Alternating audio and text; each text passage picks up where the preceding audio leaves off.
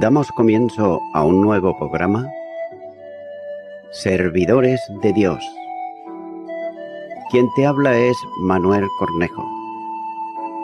Estaré compartiendo la palabra de Dios y lo haré de una manera expositiva, versículo a versículo. Y en esta ocasión será en la primera carta a los Corintios, capítulo 15, versículo 5, donde dice: y que apareció a Cefas y después a los 12. Comienza diciendo este versículo, y que apareció a Cefas. La resurrección de Jesús es testificada por los apóstoles. En la ley se establecía que el testimonio efectivo ante los tribunales era el dado por 2 o 3 personas concordantes. El resucitado se apareció primeramente a Pedro. Es interesante notar que el apóstol usa aquí el verbo que es en voz pasiva, que significa aparecerse, de modo que Jesús se manifestó resucitado a Cefas, nombre del apóstol Pedro en la forma que habitualmente usa Pablo. No cabe duda que el testimonio del apóstol, concordante con el del resto de los apóstoles, da el hecho de la resurrección una evidencia fuera de toda duda. Sobre todo, cuando además de coincidir, estos testimonios son datos con riesgo de la propia vida de los que testifican, ya que el apóstol afirma que se apareció, o como aparece en otras traducciones, fue visto. No se trata de una aparición a modo de una visión irreal, sino de la realidad de su presencia como resucitado de los muertos. Y Lucas está dando testimonio escrito de este encuentro de Pedro con el Señor, cuando escribe y dice: y ha aparecido a Simón. Lucas, capítulo 24, versículo 34. Fue el primero de los apóstoles en verle resucitado, ya que Jesús quiso que él recibiera de forma directa y especial la noticia de su resurrección. De ahí que el ángel dijese a las mujeres que lo comunicasen a todos y especialmente a Pedro. El Evangelio de Marcos, capítulo 16 y versículo 17 dice: pero id, decir a sus discípulos y a Pedro que él va delante de vosotros a Galilea, allí le veréis, como os dijo. Entonces, cabe preguntarse, ¿por qué esa distinción? Ya que Pedro era aquel que le había negado y, aunque arrepentido, tal vez tuviera en su alma una sombra de duda sobre la que el Señor haría una relación con él, que le había prometido y no había cumplido la promesa. Por eso, humanamente hablando, ninguna consideración merecía de parte del Señor. Pero note que sería el resucitado, que ama sobre todas las cosas, que comprende todas las cosas y que restaura en todas las caídas, el que tendría un encuentro personal con el discípulo antes de subir a Galilea. Aquel que le había negado no tenía que dudar sobre el perdón de Jesús que le otorgaba. Note que no se trataba de una alucinación, ya que en la iglesia en Corinto, el partido que se llamaba como de Cefas, como dice el capítulo 1 y versículo 12, debía de admitir plenamente la resurrección de Cristo. Un apóstol da testimonio personal y debe ser aceptado por los creyentes.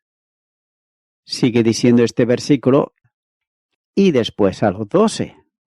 Note que además de Pedro, el Señor se manifestó resucitado a los 12.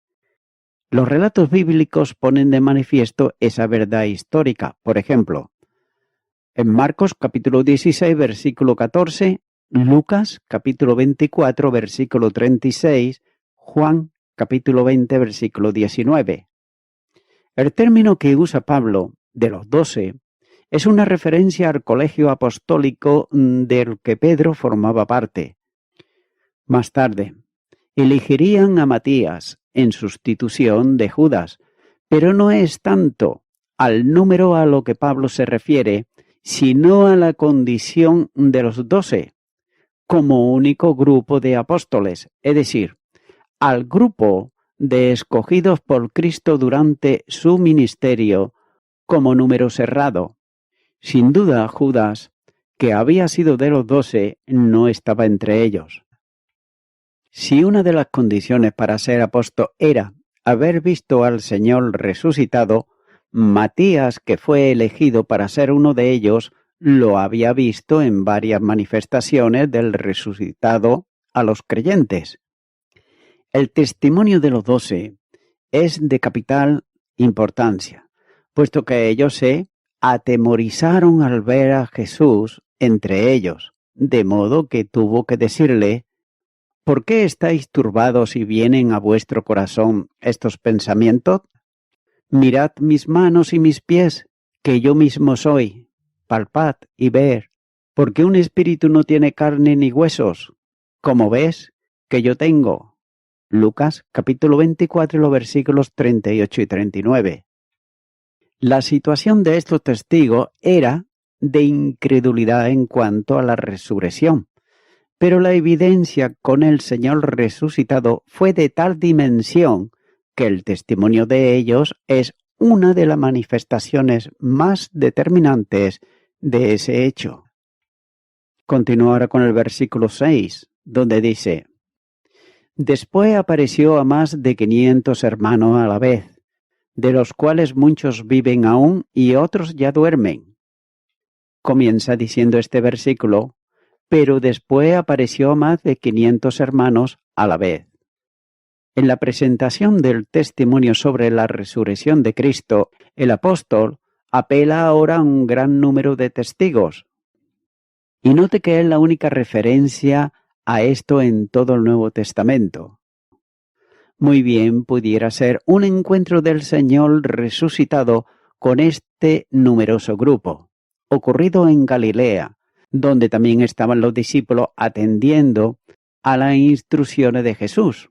El Evangelio de Mateo, capítulo 28 y versículo 16, dice: Pero los 11 discípulos se fueron a Galilea, al monte donde Jesús le había ordenado. La base para esta proposición descansa en que, en el relato de Mateo, habla de que algunos dudaban de la resurrección, y cuando le vieron, le adoraron, pero algunos dudaban. Mateo capítulo 28, versículo 17. Y antes hace referencia a que los discípulos, cuando le vieron, adoraron. Además, ya lo habían visto antes en Jerusalén y se habían gozado, como nos dice. Y cuando le hubo dicho esto, le mostró las manos y el costado, y los discípulos se regocijaron viendo al Señor. Evangelio de Juan, capítulo 20 y versículo 20. Por tanto, bien podía ser otro de los seguidores de Jesús que eran incrédulos a la resurrección del Señor, a quienes se manifestó cuando estaban todos juntos. ¿Acaso pudiera ocurrir que algunos supieran que los discípulos que subían a Galilea, al lugar que Jesús le había dicho, lo que se extendió entre los seguidores de Jesús y se concentró este gran número en el lugar del encuentro? Por otro lado, otros opinan que esto tuvo lugar en Jerusalén, donde había ya un núcleo que se cita en Hechos de los Apóstoles, que esperaban la venida del Espíritu Santo y se reunían para orar, que eran como 120. Hechos de los Apóstoles capítulo 1 y versículo 15 dice: En aquellos días Pedro se levantó en medio de los hermanos, y los reunidos eran como 120 en número, y dijo: Note que si aún estos se unían, otros que habían venido también de Jerusalén para la fiesta, que conocían a Jesús y que habían oído de las apariciones suyas a distintas personas, podían encontrarse juntos a causa de esto. Sigue diciendo este versículo: de los cuales muchos viven aún y otros ya duermen. El elemento apologético es evidente, puesto que el apóstol afirma que muchos de ellos todavía vivían, aunque también afirma que algunos habían dormido, esto es, muerto, expresión usada en el cristianismo de los tiempos apostólicos para referirse a la muerte de los creyentes. Los corintios podían, si lo hubieran deseado, obtener el testimonio de quienes todavía estaban vivos de aquel grupo que vieron al Señor resucitado. Habían visto, por tanto, podían testificar y expresarlo a quienes lo deseaban oír, ya que todos estaban dispuestos a testificar, aún a costa de su propia vida. La resurrección, note que había cambiado radicalmente a aquellas personas, y ahora éstas estaban dispuestas a dar su vida por el resucitado, proclamando la realidad de su resurrección, cuanto antes no estaban dispuestos a creer en ella. El Evangelio de Lucas, capítulo 24, los versículos 21 y 22, dice: Pero nosotros esperábamos que Él era el que había de redimir a Israel, y ahora, además de todo esto, hoy es ya el tercer día que esto ha acontecido, aunque también nos han asombrado unas mujeres de entre nosotros, las que antes del día fueron al sepulcro. Continúa ahora con el versículo 7, donde dice: Después apareció a Jacobo, después a todos los apóstoles. Comienza diciendo este versículo: después se apareció a Jacobo. Note que es un testigo vivo de la resurrección y es mencionado por Pablo, ya que se trata de Jacobo, el medio hermano de Jesús y hermano de José, Simón y Judas. Mateo capítulo 13 y versículo 55 dice: ¿No es este el hijo del carpintero? ¿No se llama su madre María y sus hermanos Jacobo, José, Simón y Judas? Entendía que Jesús estaba en alguna medida con un problema mental por todo lo que hacía y a los peligros a que se estaba exponiendo. Marcos capítulo 3 versículo 21 dice: Cuando lo oyeron los suyos, vinieron para prenderle, porque decían: está fuera de sí. Note que el verbo que usa Marcos en el relato citado expresa la idea de comportarse como un loco. Para Jacobo, el comportamiento de Jesús era, como mínimo, extraño, ya que se ausentaba a otros lugares cuando las multitudes le buscaban. Marcos capítulo 1 y los versículos 36 al 39 dice: Y le buscó Simón y los que con él estaban, y hallándole les dijeron: todos te buscan. Y él le dijo: vamos a los lugares vecinos para que predique también allí, porque para esto he venido. Predicaba en las sinagogas de ellos en toda Galilea y echaba fuera los demonios. También note que perdonaba pecados como solo Dios podía hacerlo. Marcos capítulo 2 versículo 7 nos dice: ¿por qué habla este así? Blasfemia dice: ¿quién puede perdonar pecados sino solo Dios? También se relacionaba con pecadores y publicanos. Marcos capítulo 2 y los versículos 15 y 16 nos dice: aconteció que estando Jesús a la mesa en casa de él, muchos publicanos y pecadores estaban también a la mesa juntamente con Jesús y sus discípulos, porque había muchos que le habían seguido. Y los escribas y los fariseos, viéndole comer con los publicanos y con los pecadores, dijeron a los discípulos: ¿qué es esto, que él come y bebe con los publicanos y pecadores? También se enfrentaba a los escribas y fariseos, de modo que buscaban ocasión para destruirle. Marcos capítulo 3, versículo 6 nos dice: y salidos los fariseos tomaron consejo con los herodianos contra él para destruirle. Y note que trabajaba tan intensamente que no tenía tiempo ni aún para comer. Marcos capítulo 3 versículo 20 nos dice: y se agolpó de nuevo la gente, de modo que ellos ni aún podían comer pan. Aquella situación, desde la perspectiva humana, le hizo pensar que había perdido el juicio. Note que Cristo no era comprendido, porque los demás no comprendían la razón de su existencia y su ministerio, de modo que no creían en él, como dice Juan capítulo 7 versículo 5. Por todo eso, en unión de su familia, procuraban prender a Jesús y sacarle del entorno en donde estaba y de su modo de trabajar. El Señor se apareció a Jacobo, produciendo, sin embargo, un cambio notorio en él. Y esa debe ser la razón por la que aparece unido a los cristianos que permanecían orando juntos en Jerusalén. Hechos de los Apóstoles capítulo 1 y los versículos 13 y 14 dice: y entrados subieron al aposento alto, donde moraban Pedro y Jacobo, Juan, Andrés, Felipe, Tomás, Bartolomé, Mateo, Jacobo, hijo de Alfeo, Simón, el celote, y Judas, hermano de Jacobo. Todos estos perseveraban unánimes en oración y ruego con las mujeres y con María, la madre de Jesús, y con sus hermanos. Por otro lado, algunos piensan que pudo haber sido Jacobo el apóstol al que se pudo haber aparecido primero y luego al resto de los apóstoles en Jerusalén, lo que concordaría mejor ya que se dice que apareció después a todos los apóstoles.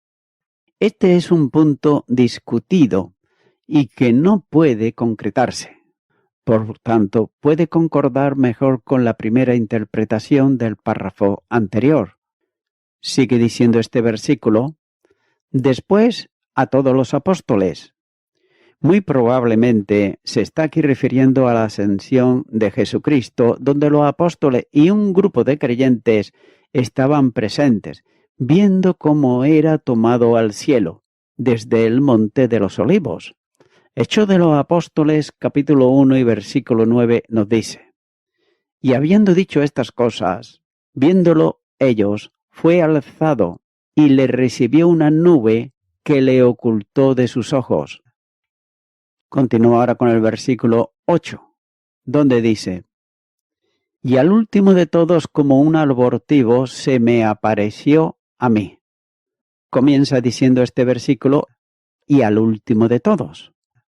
Vemos aquí que la última manifestación del resucitado fue al apóstol, es decir, al último de todos. Esto es último en orden cronológico de manifestaciones del Señor resucitado.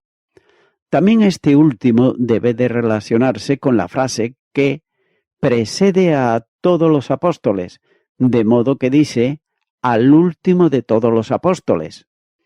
Sigue diciendo este versículo: como un abortivo. Vemos aquí la forma de manifestarse a Pablo fue como un abortivo, que es aquel nacido antes de tiempo.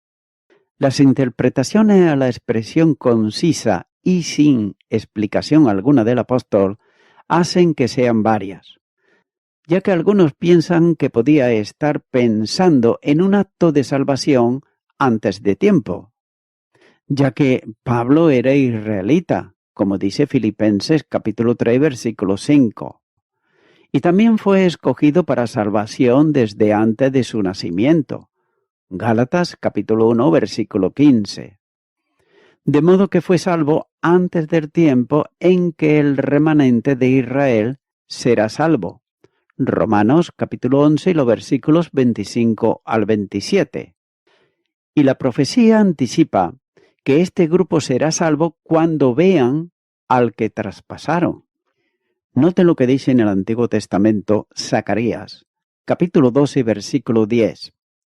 Y derramaré sobre la casa de David y sobre los moradores de Jerusalén espíritu de gracia y de oración, y mirarán a mí, a quien traspasaron, y llorarán, como se llora por hijo unigénito, afligiéndose por él, como quien se aflige por el primogénito.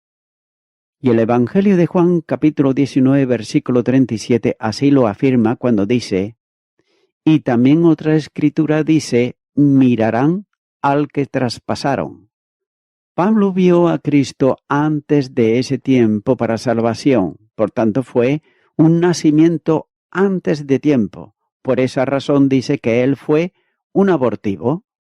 Por otro lado, otros entienden que la palabra está relacionada con el apostolado de Pablo, y en ese sentido fue lanzado al apostolado sin la instrucción de la amistad y de la compañía de Cristo, como la tuvieron los otros apóstoles. Pero note que en ese sentido se consideraría a sí mismo como un niño nacido por un aborto, ya que los apóstoles habían venido a Cristo en respuesta a un llamamiento amoroso del Señor, mientras que Pablo había sido asido por Cristo. Filipenses capítulo 3, versículo 12 nos dice: no que yo haya alcanzado ya, ni que ya sea perfecto, sino que prosigo por ver si logro asir aquello para lo cual fui también asido por Cristo Jesús. Algunos interpretan la expresión como refiriéndose a un posible insulto que los judaizantes proferían contra el apóstol, pero más bien debe de estar aludiendo al modo antinatural de su salvación y la llegada al apostolado. Él había sido un perseguidor e injuriador de la Iglesia de Cristo, como así nos dice Hechos de los Apóstoles, capítulo 9, versículo 5, Filipenses, capítulo 3, versículo 6. Por tanto, perseguidor e injuriador de Cristo mismo. No era natural que uno de esa condición fuera buscado y alcanzado para salvación y se confiriese la gracia del apostolado como ministerio. Su conversión fue algo contranatural que el apóstol compara con un abortivo, porque fue alumbrado espiritualmente en una forma antinatural. Sigue diciendo este versículo: me apareció a mí. El Señor se apareció varias veces a Pablo, como apunta Lucas. En Hechos de los Apóstoles, capítulo 9, versículo 3 al 8, y capítulo 23, versículo 11. El apóstol da testimonio de la primera aparición del Señor en varias ocasiones. Por ejemplo, en Hechos de los Apóstoles, capítulo 22, y los versículos 6 al 11.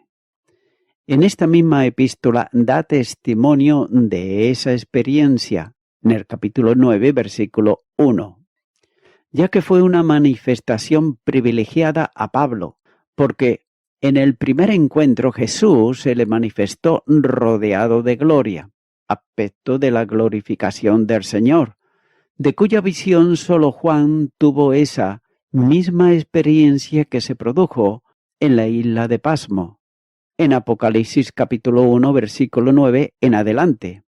De modo que solo él vio al Señor glorificado antes de verlo resucitado como los demás apóstoles, como así nos enseña también Hechos de los Apóstoles capítulo 9, versículo 3, capítulo 26, versículos 14-15. Y voy concluyendo con esto. Note que siempre habrá personas que digan que Jesús no resucitó. Pero Pablo nos asegura que muchas personas vieron a Jesús después de su resurrección. Pedro y los discípulos, los 12, y más de 500 creyentes, muchos de los cuales vivían en el momento en que Pablo escribió esto, aunque otros murieron. Y Santiago, el medio hermano de Jesús, todos los apóstoles y por último Pablo mismo. Tengas en cuenta que la resurrección es un hecho histórico. Por ejemplo, en cuanto a las guerras de los romanos de las Galias, hay solamente un tomo y todo el mundo lo cree. Pero en cuanto al ministerio de Jesús, su muerte y su resurrección, hay más de 600 tomos. y no todos lo creen. Amigo y amiga oyente, si hasta ahora tú has sido una persona incrédula, pero por otro lado crees en la obra de Jesucristo que llevó a cabo, dando su vida en la cruz del Calvario, por todos aquellos que creen en su ministerio, en su muerte y en su resurrección, quiero decirte, amigo y amiga oyente, que hay esperanza para tu vida ahora, aquí, y no solamente ahora aquí, sino también para toda la eternidad. Es por ello que si tú crees esto, pues yo te animo ahora que des el paso final, y el paso final es aceptar a Jesucristo en tu corazón como tu único Salvador. Si nunca antes lo has hecho, pues ahora puedes hacerlo. Si de verdad has creído en tu corazón, ora conmigo esta oración de fe y repite: Señor Jesús, creo lo que dice tu palabra, y ella me dice que te aparecites a las mujeres, te aparecites también a los discípulos, a los apóstoles, a más de 500 personas, y ello está documentado debidamente, no solamente por tu palabra, sino también por los hechos históricos. Lo creo, que tú eres el Hijo de Dios, el que vinites aquí a la tierra a dar tu vida a favor del pecador arrepentido. Quiero pedirte en este momento perdón por todos mis pecados y me arrepiento de ellos, y ahora te acepto a ti, Señor Jesucristo, como mi Salvador, y quiero darte gracias. En tu nombre, amén.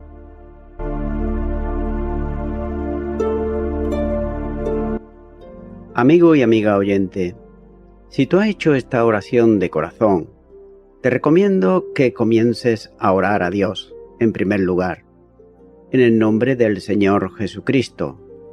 Orar a Dios no es rezar, sino que es hablar con una persona. También te recomiendo que leas la palabra de Dios y lo hagas a diario. Comienza, por ejemplo, con el Nuevo Testamento.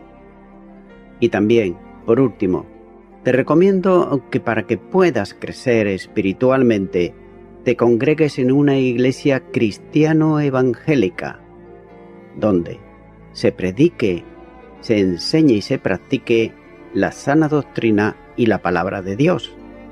Congrégate ahí y con el tiempo podrás crecer espiritualmente y también servir al Señor Jesucristo.